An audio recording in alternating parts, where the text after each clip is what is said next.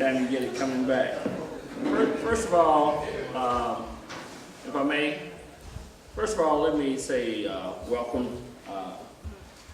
This mini summit of AAI, the African American Initiative, is a continuation of the discussion that was began in our initial summit back in October. I might point out to you that one of the things that we have tried to achieve through these initiatives, our summits, is to not only engage individuals in discussion, but to bring together perhaps policymakers and policy implementers in an arrangement that perhaps they have not approached within this particular context. And we didn't propose to have one meeting. We wanted to actually lay a foundation to have a continuing discussion. And this mini summit, and we call it a mini summit, it's designed to be small, a little more intimate than the larger summits, the major summits that we have, is a continuation of that discussion, a continuation of that effort. And we're hopeful that today that the discussion will bring more information to the table, more insight to the issues that are presented. And as such, we would invite those who are participating here to feel free to be involved in that dialogue. In fact, we encourage you to be involved in that particular dialogue. I want to point out that this particular summit is being recorded. In fact, all of our summits are recorded, and segments of this will be presented on Metro TV, whom we've developed a relationship with in order to not only have that discussion take place in this room, but to have that discussion actually projected into the community as an informational and educational tool. So when you're speaking on a particular subject matter, what we would like to do is to make sure that you're short, concise, and purposeful and focused on what you're trying to say.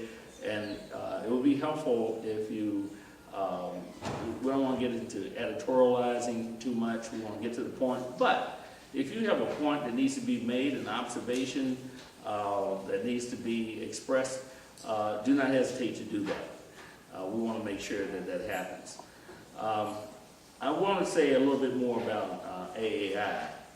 AAI is a group of individuals, in fact it's a consortium of individuals who are focused on issues that impact the African American community.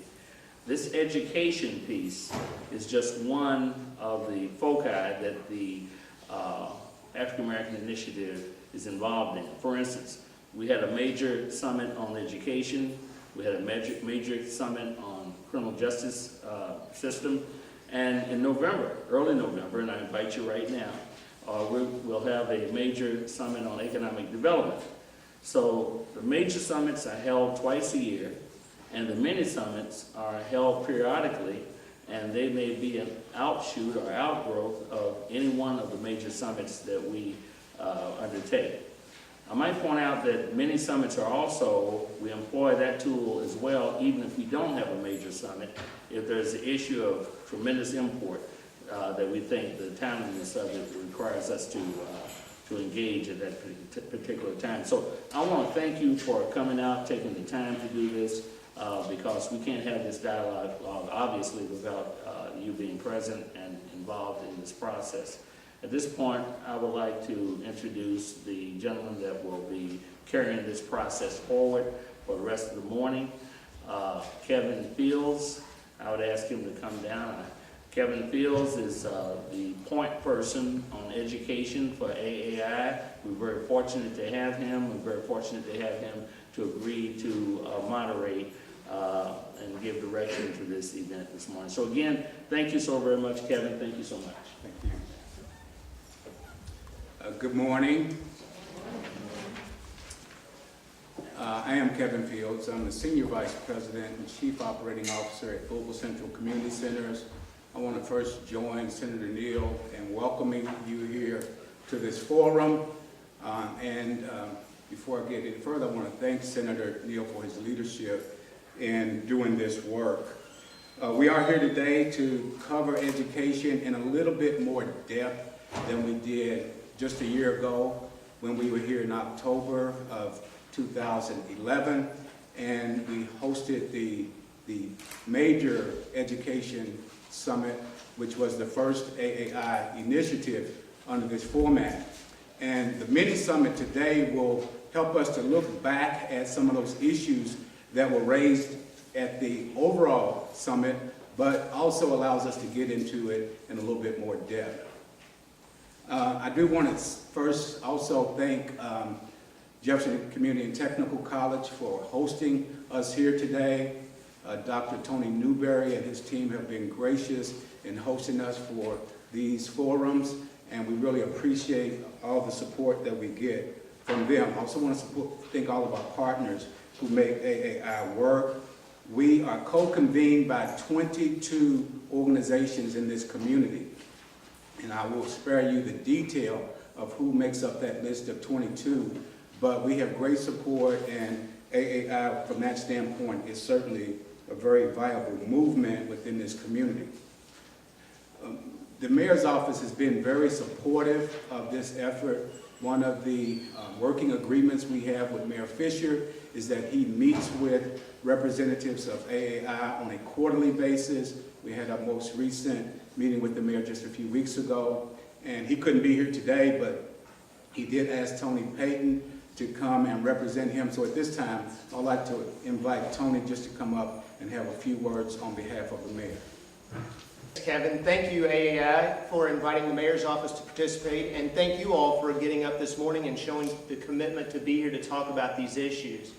As all of you know, most of you probably are aware that education is an unbelievably important issue in Mayor Fisher's administration. We view this as not only an extremely important piece of economic development policy, but also just simply the quality of life in our community. So while he couldn't be here today, I was thrilled to be able to stop by to participate because I'd spent 14 years working on federal education policy before I came to work for Mayor Fisher. So I feel right at home amongst the folks in the room here. But know that when you hear the mayor talk, you'll hear him talk about three things. Creating a healthier community, talking about mental health, physical health, spiritual health, emotional health, all of those things. Creating a more healthy community in that way. And also thinking about how do we become a more compassionate community. And that's friends helping friends, strangers helping strangers. And then it's all summed up by creating a community that is more educated and has a joy in lifelong learning. So that's what we're here today to talk about. And to be able to increase student achievement, we need the students involved, we need the teachers involved, the school administrators involved, the business community, the community-based organizations, government, all of those folks. And fortunately, I see representatives of all of those here today. So with that, Kevin, Senator Neal, I think we can get to work. So thank you all very much for involving us in this. Thank you, Tony. Let me next give our format and our rules for how this mini summit is going to operate. We do have an agenda, and everyone should have gotten a copy of that agenda as you register today. We're going to focus on 3 policy strand areas. When we were here last fall, the policy strands were broken into 6 components. They were student achievement, which is always first and foremost, diversity, and we subgroup diversity into 2 areas, diversity in leadership and diversity in student assignment. We also have a focus on post-secondary attainment. We have a focus on federal policy and how it comes into a local community. So the federal to local implementation is a focus. And then last year we focused on health and wellness as well as workforce development and economic empowerment. Today we're going to streamline the conversation a little bit more and focus again on student achievement, and the diversity issue is one of the issues that we're going to address, and then this issue of local implementation of federal policy. Okay, we have an agenda and participants, and I wasn't able to confirm all of our speakers today, but we do have a great slate of policy implementers as well as policy makers. And I do want to remind you that AAI is all about policy. We do have a description of what this movement represents in your packet, and it's all about policy. We're not here to address programs, we're more to address policy. So let me take a moment to describe in a little bit more depth what this AAI movement is about. We are composed of a wide array of leaders in our community. We've come together to address and confront the issues that face primarily the African American community, but by extension, the entire community. We're here to promote the needs and desires of the African American community, and we're here primarily to focus on policy, research, and data as it relates to the African American community, and in this case, education and the education of our students. And we all know that that is critically important to us. As Senator Neal mentioned earlier, we do have the mini summit today, which is really designed to channel us into this focused discussion on policy. So when we were here last year, we kind of set the stage for an ongoing dialogue. And I'm pleased to say that there has been significant progress in the way of policy reform, even in the short period of time since last fall. The adoption of the Common Core curriculum standards is an example of that. So we did invite representatives from the Kentucky Department of Education. Dr. Felicia Cummings-Smith, who is the Associate Commissioner for Kentucky Department of Education, was invited to come and talk. And if you could come up to the front, we will invite you to do that.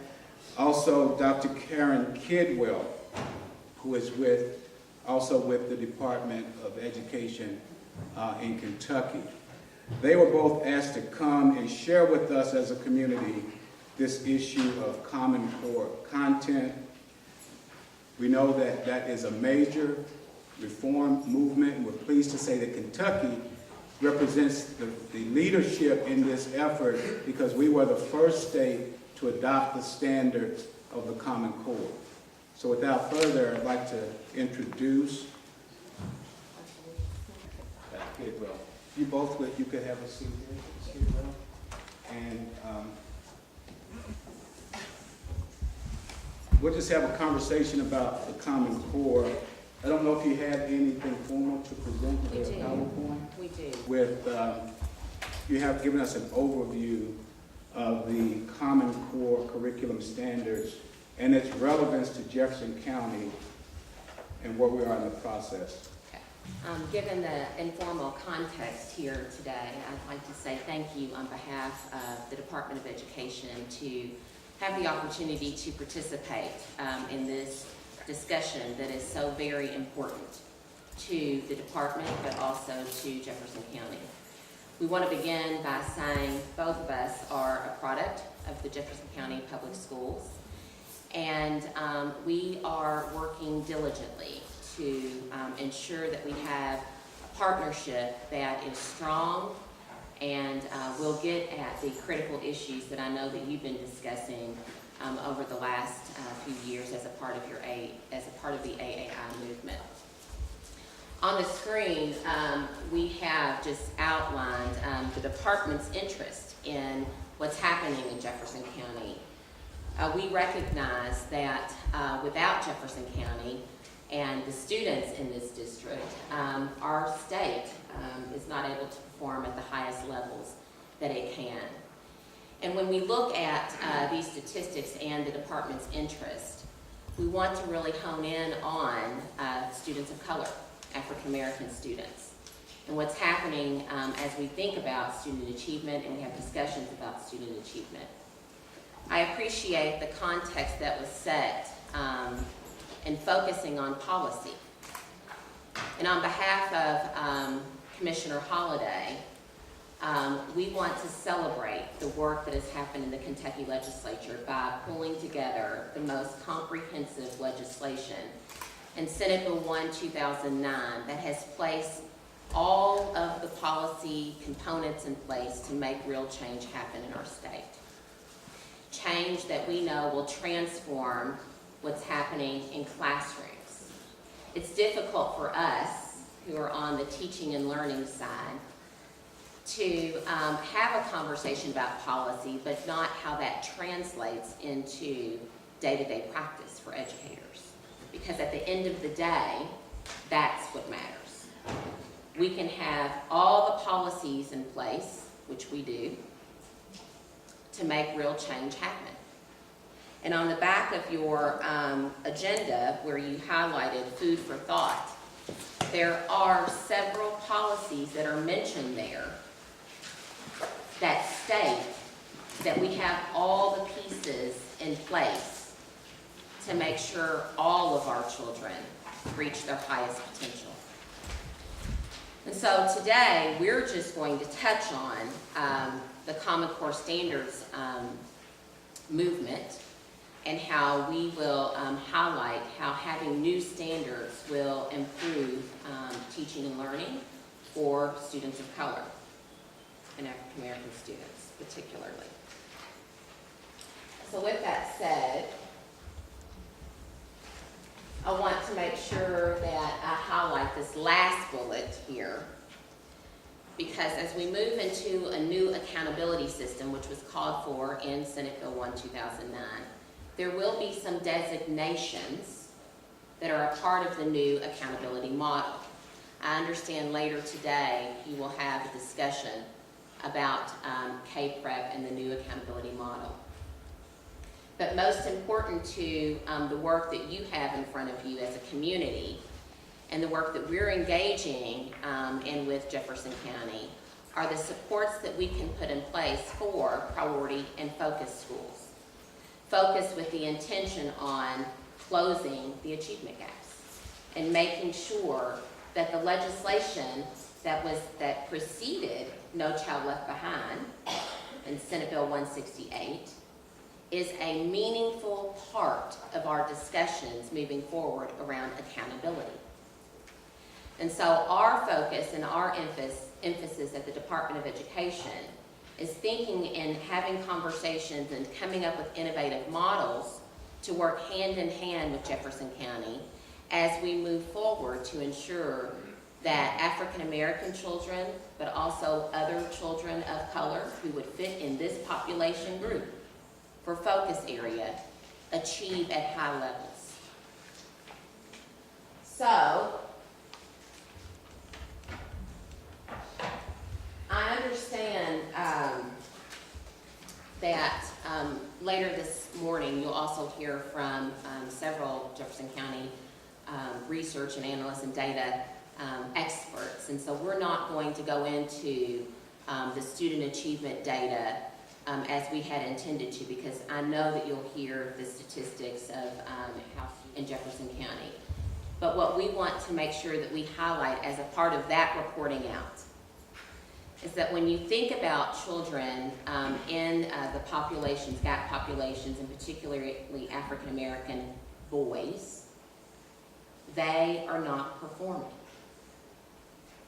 And we're losing many of our African American males who specifically are in poverty, okay? When we begin to disaggregate data, we look for patterns and trends at the state level. And what we find is that when you consider those students who perform at proficient and distinguished level, of all of our population groups, African American boys in poverty are underperforming. They are the group of students who have the worst performance as it relates to proficient and distinguished status. With that said, when we think about looking at statewide data, so that's a statewide statistic, but when we take Jefferson County out of that statistic, we do see that Black males in poverty are performing, still not at the rate of their peers, but they seem to be performing better. What that causes us to do at the department is say, what could be happening around the state? And where can we begin to find pockets of success where we can begin to say, this is what's happening for black males in poverty in other parts of the state? What are the types of strategies that are in place that are showing a glimmer of hope for black males? And so we come today not to get into the statistics, but to really talk about what's happening for children across the state. The trend is the trend is the trend, and we want to disrupt the trend. And so policies are in place to do that. And we know and we understand that through our partnership with Jefferson County, we see glimmers of hope. And I think now more than ever, we see a stronger partnership with the department in Jefferson County, and we see collaborative efforts underway. But as I was preparing, and as Karen was preparing for today's discussion, I don't want to be in this same place 5 years from now, having this same conversation. So what we'd like to do is talk about moving forward. What the new accountability model will do for us, which is a part of the policy decisions that have been made, is to bring about a greater emphasis and focus on a balanced approach to literacy. A balanced approach to accountability. And what you'll see in the new accountability model are just not focuses on proficiency, but also on student growth and gap, college and career readiness, and graduation rates. And we know we still have a lot of work to do in thinking about graduation rates, not only in Jefferson County, but at the state at large.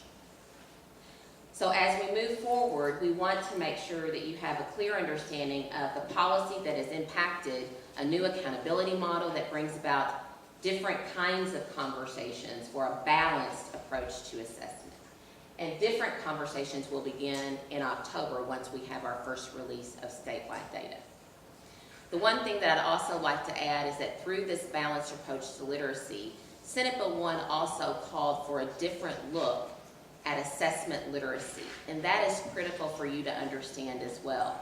Summative assessment data can be used for one purpose. It's a snapshot in time. And so what's really important is the formative assessment practices that are going on in our buildings across the districts on a day-to-day basis to inform what happens in classrooms. And that was written into the policy. So what I suggest and what I argue with you today is that all of the policy pieces are in place if they're enacted and implemented as they should be. The next thing that we'd like to discuss with you is our focus on Common Core standards. And Kentucky was a lead state participating with states across the country in the creation and design of the Common Core standards.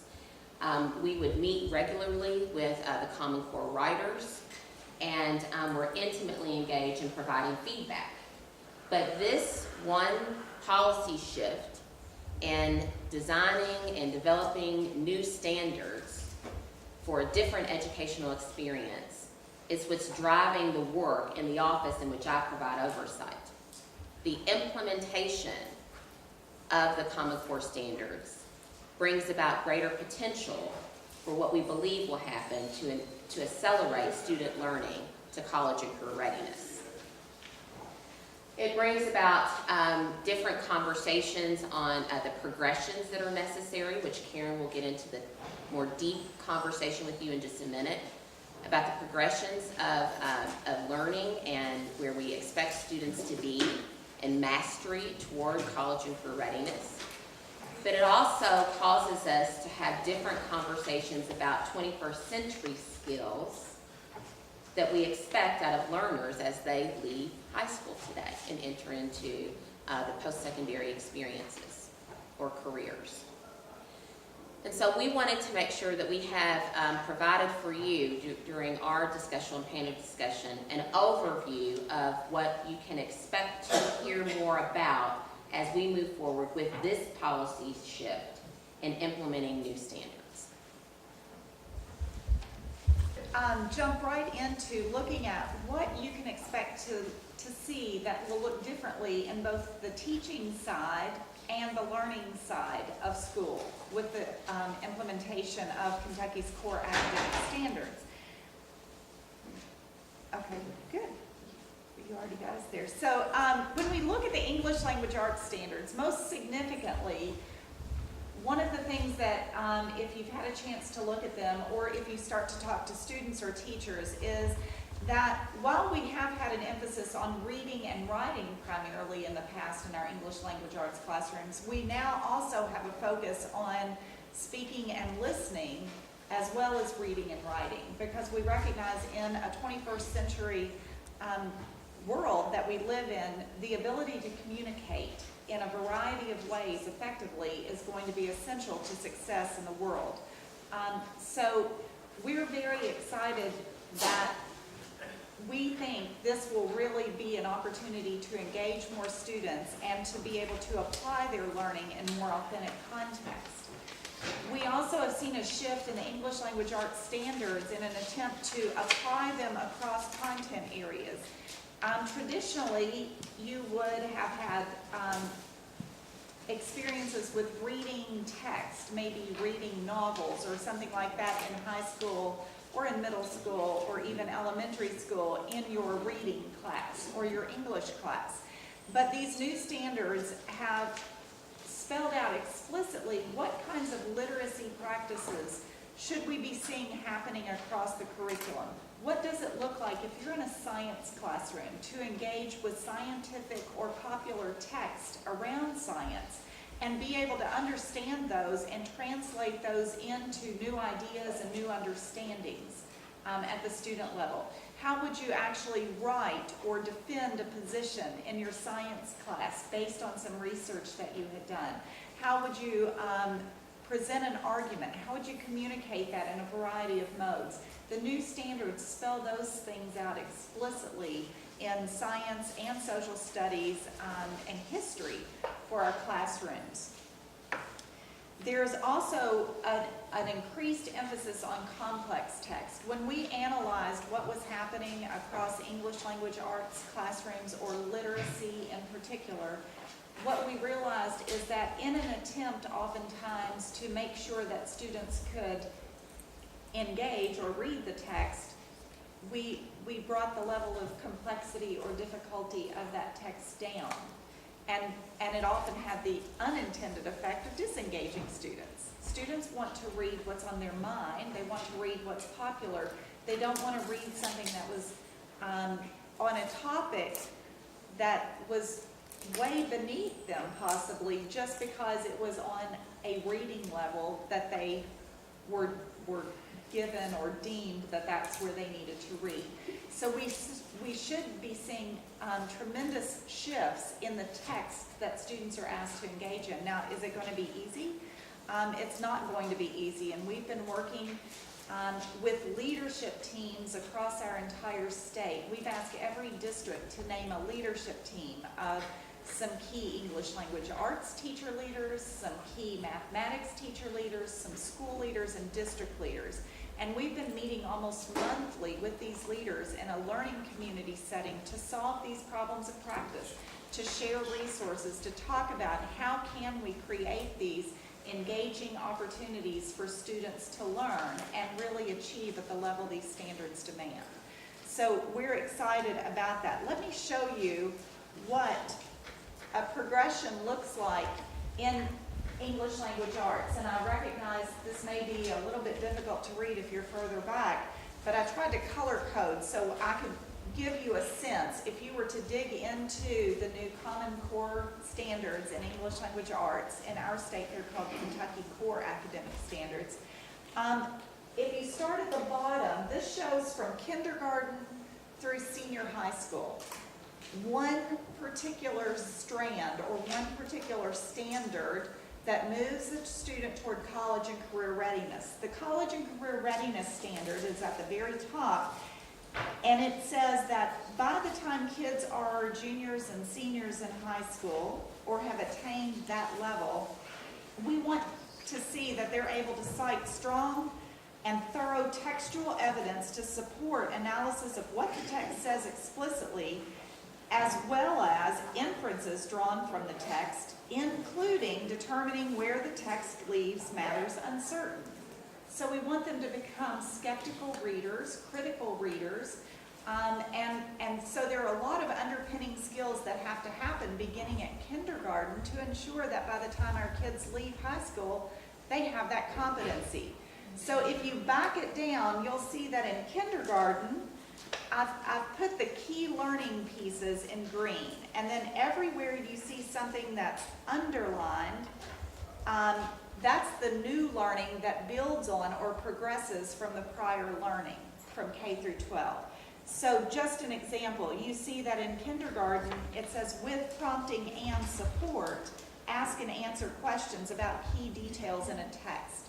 So in kindergarten, we want kids to be engaged with print resources, and we want them not to just be passive recipients of what that text says, but to start asking questions. What does this mean? Who's saying this? Wonder why they said it this way as kindergartners. Then you'll see in first grade, we start to move back a little bit. And so without so much prompting, we want them to still be able to do that. But then as you get to grade 2, you see now they're getting more specific. We want to keep asking questions, but now we're going to ask who, what, where, when, and how, and why questions about that text to really determine if they're understanding what the text says. And so as you move on up, you'll see that we eventually add in citing textual evidence to support answers, and then using several pieces of evidence. So it continually builds from the time they enter kindergarten. I think the important thing to know about the Common Core standards is it's impossible to think of them as just a grade level set of standards. If the entire system, K through 12, isn't in place, then we're not going to have the opportunities and learning experiences that are going to be critical for all students to succeed, because they were intentionally built to build upon one another year by year. And then I'll talk just briefly about the mathematics standards to give you a sense of that. The national feedback that was coming around mathematics was that there's just so much to learn and there's so many topics, but then at the same time they were saying, but my kid goes to school and they learn the same things year after year, and even if they're still having a little bit of trouble with one thing, they stay on it without moving to the next. So the new Common Core standards have really tried to focus particular fluency skills and procedural skills at particular grade levels, so that you really focus on them in key grades, but then you continue to build other knowledge, other skills, other ideas alongside them over time. And so you shouldn't see students or teachers teaching so much of the same thing year after year. You should see a real progression as well. We've tried to really make them more coherent so that, again, they build. It's not like stopping, for example, fractions and then going on to algebraic expressions and not making the connection between them, but really showing why you have to have one understanding to support the next. And so this is just a graphic. We've tried to color code it to really show you the key thing about math standards is that they focus on these 8 mathematical practices that are outlined at the top, and these are the problem solving. If I could say anything about the Common Core standards, the intent is that students aren't passive recipients in classrooms anymore. They're active, applying learners. They're taking what they learn and applying it in new and novel situations and problems every day that they're in school. Whether they're reading new text and they're comparing one author's point of view to another in a non-fictional kind of way. So maybe they're looking at one scientist view of a theory or something like that against another's, and then they're being very critical and thinking about what are the merits of each of those, what could be supported with additional evidence, and so on. Mathematics is the same way. Yes? My daughter attends middle school, and I don't know if the books are the same across the board with the schools, but I've been having difficulty with her math book because it does not provide examples. Now, I'd like to help her when she comes home, but if the teacher is ineffective in instructing her in the classroom, then I cannot help her when she comes home. That we were just talking about, that's exactly the direction we were going to go with this conversation. First of all, it's been difficult because we've implemented the standards, and there really aren't totally and fully aligned programs available around the standards, but there are super resources. We've been trying to work with teachers to understand how to fit that together so that they're supporting student learning. As you are probably well aware, there are so many more available electronic resources to support, and that's where we're She does seeing. go online and she looks up information. Sometimes she goes to YouTube to look up concepts. And you know, we really support the use of strong instructional supports like Khan Academy to supplement that teaching and learning at home. But I'm going to let Felicia talk a little bit about our policy approach to effective teachers, because we absolutely believe it's that teacher in every single classroom. It's not even the average of what a school does that's going to make a difference for each of our kids, because there's greater variability teacher to teacher in a single building than there is average of teachers across buildings. As far as Let me their just say too effectiveness. quickly that we are going to allow some time for Q&A before Dr. Kidwell and Dr. Cummings have to leave. So we can hold on any additional questions until they complete their presentation, and then we'll open it up for discussion. I'm going to ask a few questions too. So Dr. Cummings, if you wanted to respond to that. One of the tools that we're using, and we're hoping we'll get into all the classrooms, is a project that Jefferson County has led the way in with funding from the Bill and Melinda Gates Foundation. They have been looking at how to create engaging and rigorous learning experiences aligned to these new standards. And so we have teachers across the state that are implementing, in mathematics, for example, they're called formative assessment lessons. And the power of these is, again, they're applied learning, they're problem solving. They put students in situations where they really have to think. Not just sit back and take in what a teacher's telling them, but they have to make decisions. They have to consider relationships. And it's a scaffolded approach so that you almost, I guess, engage a child with a problem that's very challenging to them, and you have them take a stab at it and see how they did, and the teacher's able to analyze their approach to see where there might be some weaknesses in skills or concepts, and then the teacher goes back and starts to support those skills and concepts. The students loop back around to a very similar problem after they kind of built those skills. All along the way, the students are working in groups instead of individually, so they're sharing information and knowledge with one another. So that makes their learning more visible to them, and you know, once you've explained something, I know I have a son who's a sophomore in college, and I feel like I spend a lot of time explaining the same thing over and over again. I get it really well. But if the student's actually explaining their thinking to another student, then they're internalizing that more. And the teacher's giving them constant feedback on the quality of their explanations and the way that they're approaching their problems. So we see a lot of promise in this approach to teaching and learning of mathematics. It won't be the approach that you would use every day, but it's a great tool and resource to implement periodically throughout a class, throughout the month, throughout the school year, to really make sure that kids are able to apply in new and novel situations. So we're excited that Jefferson County's been leading in that effort, and we have great support on the ground to continue to grow that.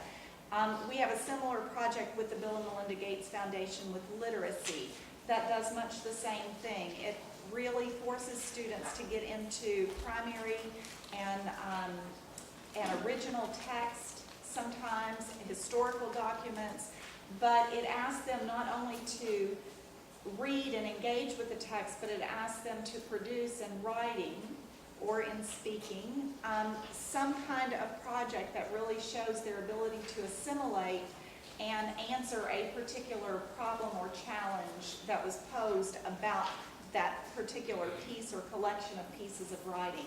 Of course, this would happen over time, and so it allows them to practice and integrate these skills, not just again in an English language arts classroom, but we have science and social studies teachers learning these same skills because that's the real life. And in the real world, you don't step out and read a science article and then go back and do something separate with writing. It's the way that we process. So we're excited and think that that's going to give us great potential to scale up more effective classroom practices and help teachers become more effective with how they interact with their students. And so I think your question hits on another major policy piece that is right in front of us that we need to discuss, and that is ensuring that every student has access to a highly effective teacher in the classroom every day. And I have a third grader who had a great kindergarten year, a not so good first grade year. They didn't like to see me coming.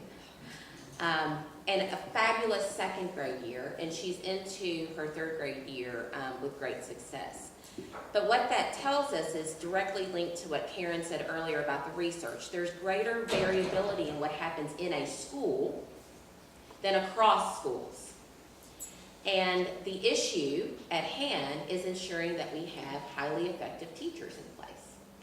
And so the next policy piece that is on the horizon is an intentional look at educator effectiveness and what will happen as we begin to implement a new model for measuring effective teaching. A part of what you saw and what you heard from Karen in implementing the Common Core is directly linked to the responsibility of the teacher to be able to deliver instruction where students are engaged. Think about the type of planning and support and content knowledge and expertise and understanding of assessment practices that a teacher should have in order to be considered highly effective. You also heard Karen mention that in the example that she gave of a classroom and what occurs in a classroom when a formative assessment lesson is implemented, students are having conversations with their peers. And in many instances, we know that a lot of teachers may not have that practice in place because they have poor classroom management skills. And so when we think about leading districts implementing the Common Core, Kentucky Core Academic Standards through these models, we're also linking that conversation to what we expect to see educators doing as they transform what happens in classrooms for students to improve student learning. And so on the horizon, there was legislation that was introduced in our last session that focused on teacher effectiveness and leader effectiveness, because we know how important it is for every building to have a principal who is a strong leader. Both of those components will be, we anticipate, will be introduced again as a part of key legislation that needs the support from the communities, but also from leaders in districts. And so our intention as we move forward is to ensure that we are field testing a model currently for educator effectiveness that will indeed have 5 components, one of those including student growth as a component, to measure effective teaching as a part of an evaluation system.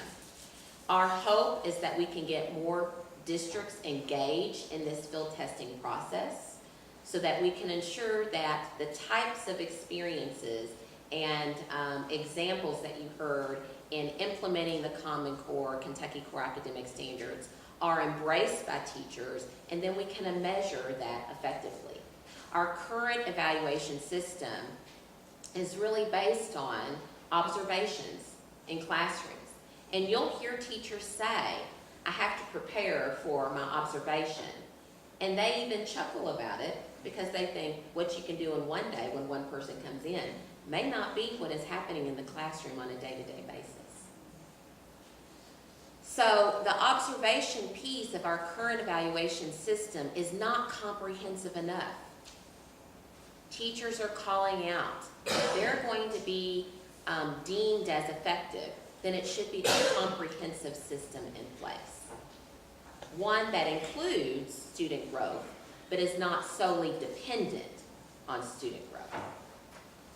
But it includes their ability to be leaders at whatever level, their professionalism, their content knowledge and expertise, what they're doing to look at formative assessment practices in their classrooms. And so that is the piece that we wanted to make sure we brought to the fore as a part of this conversation around Common Core standards and the implementation, but looking at educator effectiveness as we go. Great, thank you so much for the information and for the summary that you provided. We do have a few minutes for questions, and I want to start the questions.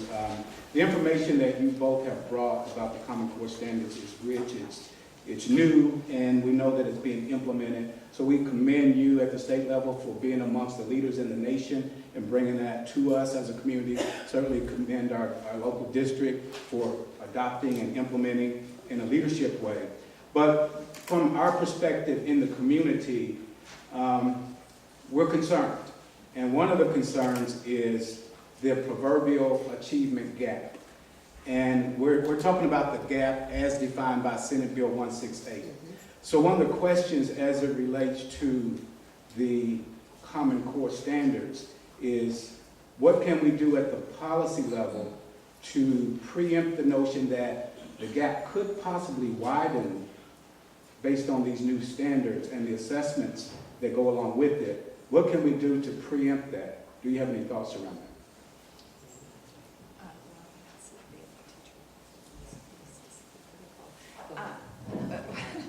Sorry. When we started the implementation of the Common Core standards, and again, as Felicia noted, we had a number of our staff intimately engaged in the writing and giving feedback on those, and we knew that it was going to not only shift what we expected students to be able to do, to know and be able to do, competencies, but you couldn't just put in a new set of standards and think that that was going to solve any problems. Standards alone don't solve problems.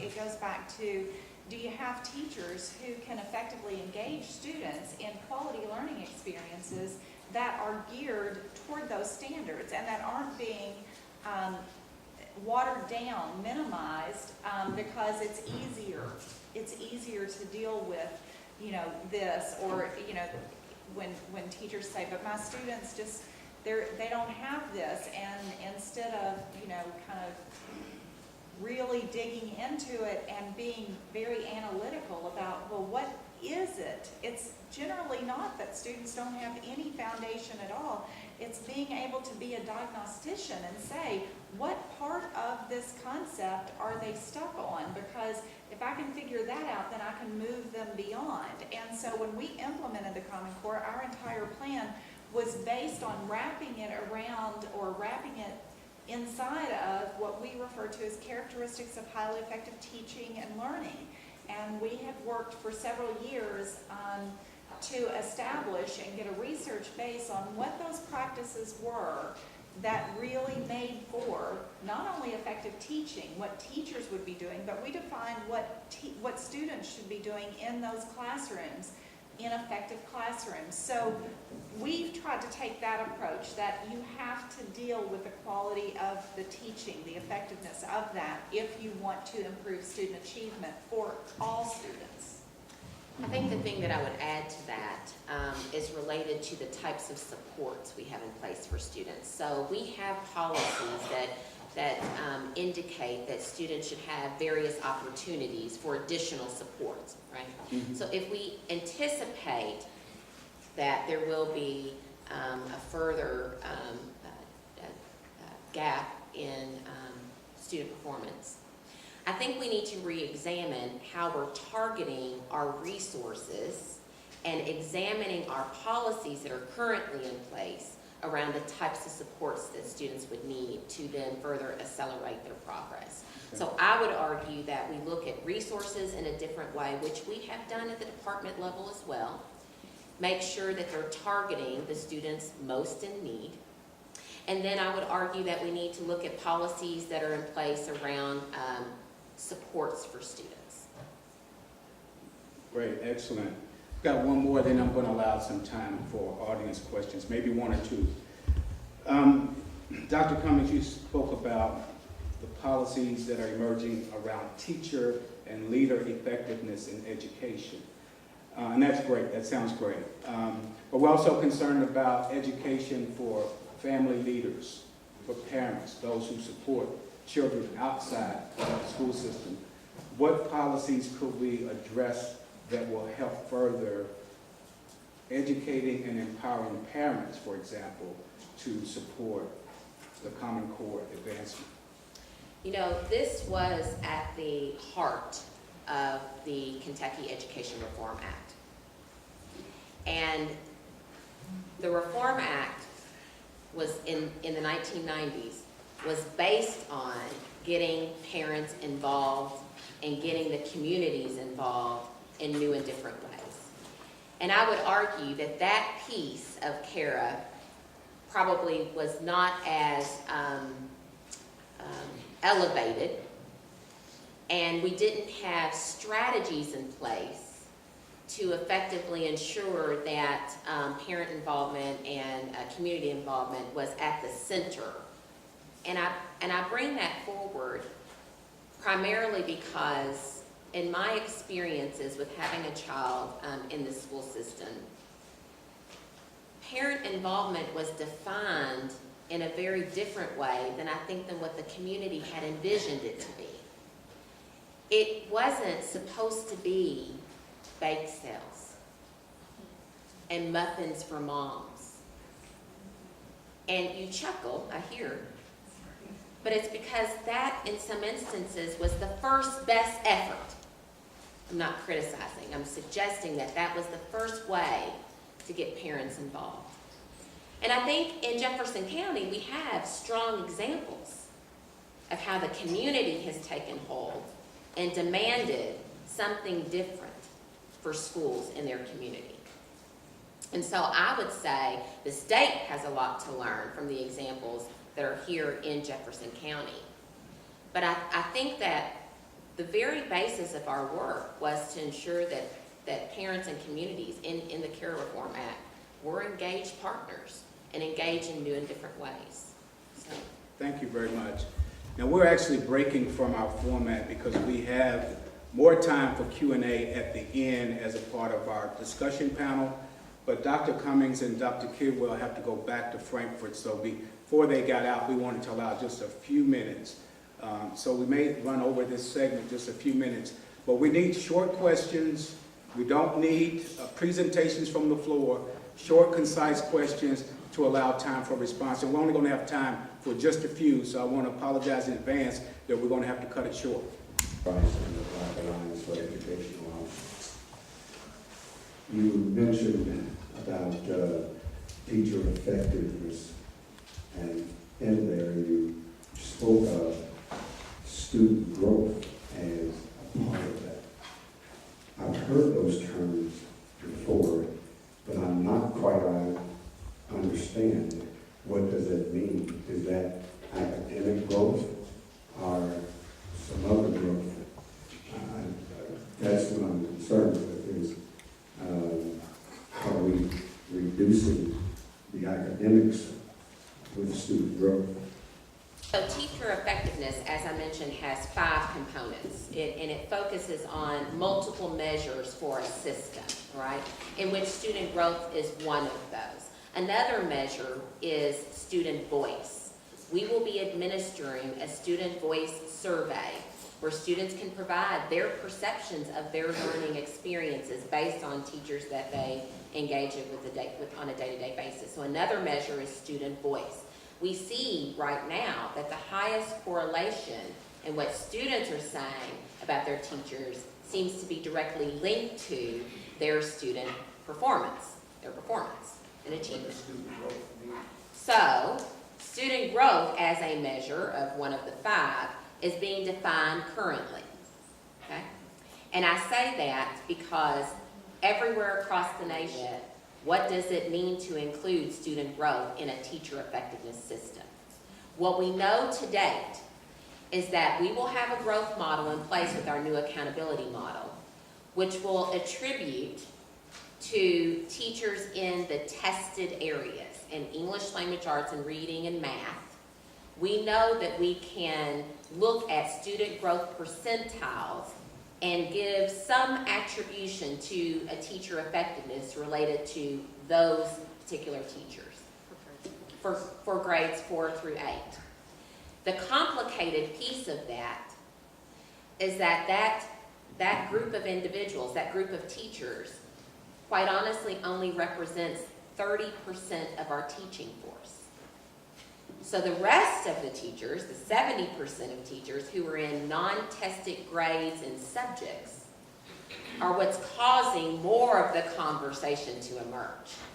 What data, what measures will we use to determine teacher effectiveness for teachers in the non-tested grades and subjects? There is a steering committee that the commissioner has called together. It's entitled the Teacher Effectiveness Steering Committee. And he has a principal effectiveness steering committee that have been brought together. Dr. Greer, I believe you're on the principal effectiveness steering committee, right? Okay. That have been brought together to study just this topic that you bring forward. How will we discuss, how will we measure student growth, specifically for those teachers in the non-assessed areas? And on Tuesday, there will be a teacher effectiveness steering committee.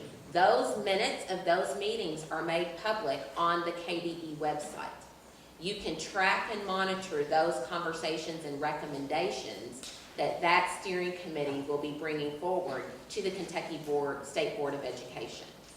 At the State Board of Education's October meeting, we will hear from Dr. Steve Cantrell, who is a lead researcher who's working with the Bill and Melinda Gates Foundation to discuss more about this particular topic related to student growth. Just as a follow-up, is there a specific process underway to define student growth? There is, and that the steering committees are responsible for coming up with the recommendations. Thank you. Owner of Purposeful Joy, a leadership development program, which is useful in helping parents learn how to lead in their own homes, among other things. My pointed question at this point is regarding the question of student achievement. As an educator in the state of Texas, I was given the performance of my classroom of students the prior year. I was mandated to improve that group of 32 students to a year's growth in the current year. My years in the state of Kentucky, Commonwealth of Kentucky, I have been given the performance of my students last year. And now that they are gone, I have been told that I am supposed to get this year's students to do better than last year's students did.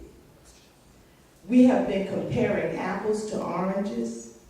Are we considering changing that when we look at the question of student growth?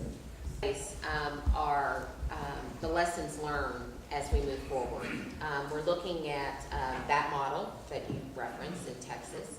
We're looking at other models, and if you're watching what's happening in the news and know much about what's happening in Tennessee, they have been implementing a value-added model especially over the course of the last year, and have released a report. Everything that you state is a part of what we're using in our conversations moving forward. I can't give you a direct answer to a decision that's been made about student growth because we haven't made any recommendations yet. But know that the points that you raise are all on the table. I ask too, with this huge, thank you, the huge mandate that is being addressed and the huge reorganization, what about KDE's efforts with higher education, schools of education, so that when teachers are in school to become teachers, their teachers, professors are addressing these same issues, and those teachers are growing in their skills to become a teacher before they're ever in the system, wherever they go. One part, and the other part, what about early childhood education? You know, to get them ready so that when little kids come to school, and I just saw something in Metro United Way this past Sunday of kids who start out behind, stay behind. You know, so what on earth can we do so that all kids come ready to learn? Connection to higher education. I feel proud to say that because of Senate Bill 1, we have been mandated to work with the Council on Post-Secondary Education. And the Department of Education and the Council on Post-Secondary Education, as the convening and coordinating body of the colleges and universities, have always worked well together.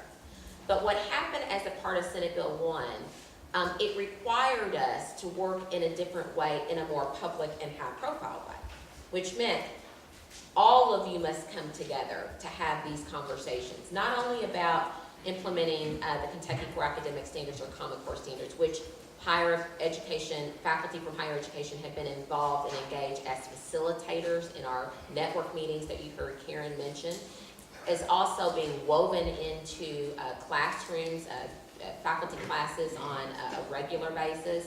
The Council on Post-Secondary Education has also distributed grant funding to the colleges and universities, and the colleges and universities have also signed a common